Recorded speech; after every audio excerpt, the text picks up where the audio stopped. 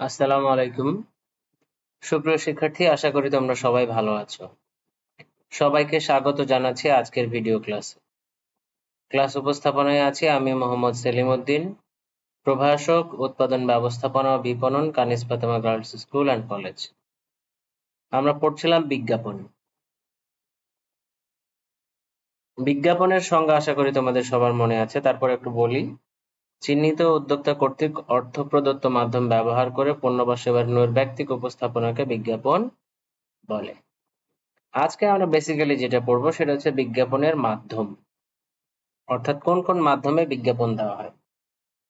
প্রথমে আমরা যেটা দেখতে পাচ্ছি, বিজ্ঞাপন দেওয়ার খুবই জনপ্রিয় এবং প্রচলিত একটা মাধ্যম, যেটাকে আমরা বলি সংবাদপত্র ও ম্যাগাজিন।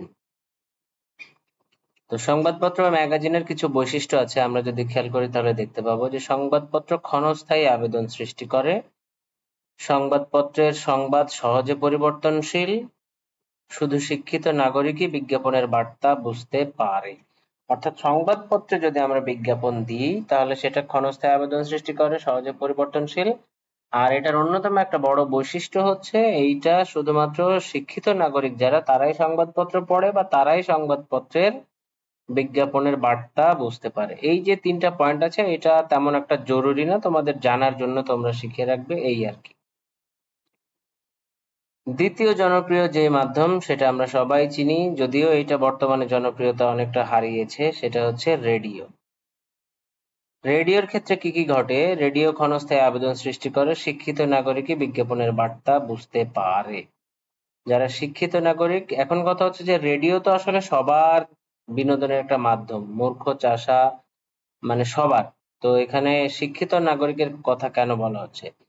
তো যারা অশিক্ষিত আছে, স্বল্প শিক্ষিত মানুষ আছে, তারা বিনোদন বুঝতে পারে, বাট রেডিওতে যে বিজ্ঞাপনগুলো প্রচার করা হয় তার অর্থ অনেকেই বুঝতে পারে না। এই কারণে বলা হচ্ছে যে রেডিওতে যে বিজ্ঞাপন দেওয়া হয় তার বার্তা শুধুমাত্র শিক্ষিত নাগরিকরাই বুঝতে পারে, আর রেডিওর বিজ্ঞাপন ক্ষণস্থায়ী আবেদন সৃষ্টি করে।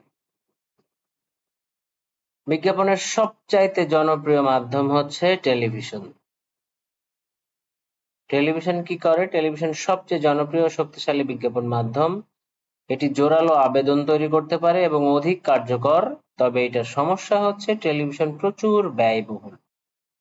তো টেলিভিশন সম্পর্কে তিনটা লাইন আমরা জেনে ফেললাম।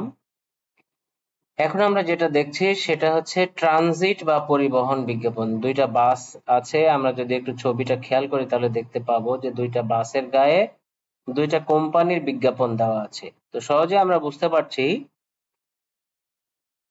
যে যখন পরিবহন বা যানবাহনের মাধ্যমে যে বিজ্ঞাপনটা প্রচার করা হয় সেটাই হচ্ছে ট্রানজিট বিজ্ঞাপন। তো সংজ্ঞাটা আমরা এভাবে দিতে পারি, সাধারণত যানবাহনের মাধ্যমে যে বিজ্ঞাপন দেওয়া হয় তাকে ট্রানজিট বা পরিবহন বিজ্ঞাপন বলে। এখন এই বিজ্ঞাপনটা যানবাহনের গায়েও লিখে দেওয়া যেতে পারে, যেরকম আমরা ছবিতে দেখলাম, অথবা যানবাহনের মধ্যে একটা টেলিভিশন চলছে, সেই টেলিভিশনে ডেডিকেটেডলি কোনো একটা প্রোডাক্টের বিজ্ঞাপন দেওয়া হচ্ছে, এটাও হতে পারে। যেমন আমরা মেট্রোতে উঠলে, মেট্রো ট্রেনে উঠলে আমরা দেখতে পাবো যে এর মধ্যে ডিসপ্লে আছে, টেলিভিশন আছে, সেই টেলিভিশনে বাছাইকৃত কিছু পণ্যের বিজ্ঞাপন দেওয়া হচ্ছে, মানে যেই কোম্পানির যে প্রোডাক্ট গুলোর জন্য পেমেন্ট দেওয়া হয়েছে সেই প্রোডাক্টের বিজ্ঞাপন সেখানে মানে প্রচারিত হচ্ছে। সো যানবাহনের গায়ে অথবা যানবাহনের ভিতরে অথবা এনিহাও যানবাহন রিলেটেড যে বিজ্ঞাপনগুলো দেওয়া হয় সেটাকে বলা হয় ট্রানজিট বা পরিবহন বিজ্ঞাপন। সাধারণত শহরাঞ্চলে এ ধরনের বিজ্ঞাপন দেখা যায়, গ্রাম অঞ্চলে এ ধরনের বিজ্ঞাপন কম দেখা যায়। তবে এখন আমরা অটো রিকশার পিছনে বিভিন্ন প্রোডাক্টের বিজ্ঞাপন, স্কুল কলেজের বিজ্ঞাপন আমরা দেখতে পাই। আউটডোর বা বহিঃবিজ্ঞাপন, ছবিগুলো যদি আমরা খেয়াল করে দেখতে পাবো, এরকম ছবি অহরহ বাইরে গেলেই আমাদের চোখে পড়ে। সোজা বাংলা কথা, আউটডোর মানে বাইরের কিছু। তো আমরা এভাবে বলতে পারি যে বাইরে গেলেই বাজারে, রাস্তার ধারে, রাস্তার মোড়ে, বিভিন্ন জায়গায় যে সকল বিজ্ঞাপন দেখা যায় সেগুলাই হচ্ছে আউটডোর বা বহিঃবিজ্ঞাপন। অর্থাৎ ঘর থেকে বাইরে পা বাড়ালে রাস্তাঘাটে যেখানে যে বিজ্ঞাপন চোখে পড়ে সবই হচ্ছে one kind of outdoor advertisement. স্বাভাবিকভাবে আমরা বুঝতে পারছি ইন্টারনেট বিজ্ঞাপন কি। ইন্টারনেট ব্যবহার করে যে সকল বিজ্ঞাপন প্রচার করা হয় তাকে ইন্টারনেট বা অনলাইন বিজ্ঞাপন বলে। লিফলেট ও হ্যান্ডবিল, এই যে যেই বিষয়গুলো আমরা দেখতে পাচ্ছি, আমরাও আমাদের স্কুলের পক্ষ থেকে এরকম লিফলেট দিয়ে থাকি। তো এই রকম বিজ্ঞাপনগুলোকে লিফলেট বা হ্যান্ডবিল বলা হয়। এখন আমরা দেখব বিজ্ঞাপনের মাধ্যম নির্বাচনে বিবেচ্য বিষয়, অর্থাৎ বিজ্ঞাপন কোন মাধ্যমে দিব, টেলিভিশনে দিব নাকি রেডিওতে দিব না পত্রিকাতে দিব না ট্রানজিটে দিব না বিলবোর্ডে দিব না কিভাবে দিব, কোন মাধ্যমে আমি বিজ্ঞাপন দিব, সেই মাধ্যমটা নির্বাচনের ক্ষেত্রে আমি কি কি বিষয় মাথায় রাখবো সেই বিষয়টা এখন আমরা দেখব। প্রথমে আমরা যেটা দেখব সেটা হচ্ছে পণ্যের প্রকৃতি। আমি যে পণ্যের বিজ্ঞাপন দিতে চাচ্ছি সেই পণ্যটা আসলে কোন ধরনের, সেই পণ্যটা কোন ক্যাটাগরির। যদি প্লেন হয় তাহলে তার বিজ্ঞাপন হবে একরকম, যদি সাবান হয় তার বিজ্ঞাপন হবে একরকম, যদি কাপড় চোপড় হয় তার বিজ্ঞাপন হবে একরকম, অর্থাৎ পণ্য যেরকম বিজ্ঞাপন হবে সেরকম। সেকেন্ডলি আমরা যেটা দেখবো সেটা হচ্ছে ক্রেতার প্রকৃতি। আমি যে কাস্টমারের জন্য পণ্য বানিয়েছি সেই কাস্টমাররা আসলে কিরকম, তাদের মেন্টালিটি কেমন, আয় কেমন, শিক্ষা কেমন, পেশা কেমন, জীবন ধারণ কেমন, এইগুলো আমাকে দেখতে হবে বা এগুলো আমার পণ্যের বিজ্ঞাপনের মাধ্যম নির্বাচনে কিন্তু ভূমিকা রাখবে।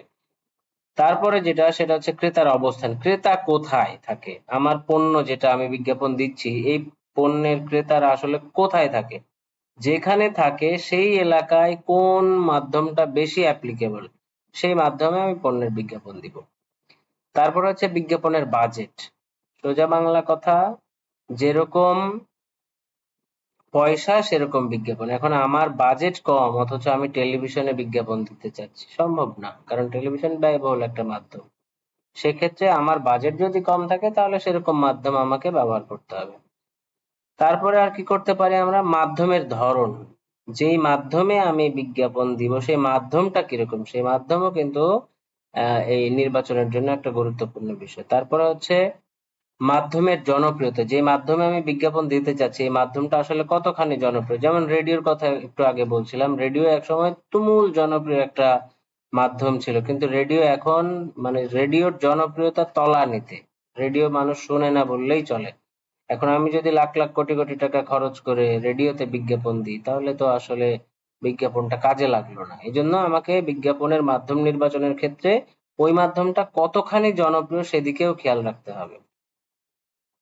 তারপরে আমরা দেখতে পারি যে প্রতিযোগীরা কি টাইপের বিজ্ঞাপন দিচ্ছে। প্রতিযোগীরা দেখলাম যে অনেক চাকচিক্যময় বিজ্ঞাপন দিচ্ছে, ভালো ভালো মডেলকে হায়ার করে নিয়ে এসে বিজ্ঞাপন দিচ্ছে, অথচ আমি বিজ্ঞাপন দিচ্ছি হিরো আলমকে নিয়ে, বারিশা হককে নিয়ে, তাইলে কি মার্কেট পাওয়া যাবে? এই জন্য প্রতিযোগীদের বিজ্ঞাপনকেও আমাদের অ্যানালাইসিস করতে হবে। আশা করি বিজ্ঞাপনের মাধ্যম নির্বাচনে যে সকল বিষয়গুলো মাথায় রাখা উচিত সেগুলো তোমরা বুঝতে পেরেছো। এখন আমরা পড়বো বিজ্ঞাপনের শ্রেণীবিভাগ। এটা বই থেকে পড়তে হবে, তবে যদি তোমরা না পড়তে চাও তাতেও সমস্যা নাই। শুরুতে বিজ্ঞাপনের যে সকল মাধ্যমগুলা পড়েছি ওইগুলার অনেকগুলা ক্লাসিফিকেশনের মধ্যে আছে, আমরা শুরুর ওইগুলা পড়লেই চলবে। যেমন ওই যে টেলিভিশন, রেডিও, ম্যাগাজিন, আউটডোর, এগুলো পড়েছি, এগুলাই এনাফ। নিজেকে যাচাই করব, নিজেকে যাচাই করা শেষ। এখন আমরা বাড়ির কাজ হিসাবে এতক্ষণ পর্যন্ত যে পড়া পড়েছি সেটা সেটার থিওরিটা আমাদের বাড়ির কাজ, পাশাপাশি এই থিওরির সাথে রিলেটেড সালের অনুধাবনমূলক প্রশ্নগুলো বাড়ির কাজ এবং সৃজনশীল প্রশ্নগুলো বাড়ির কাজ।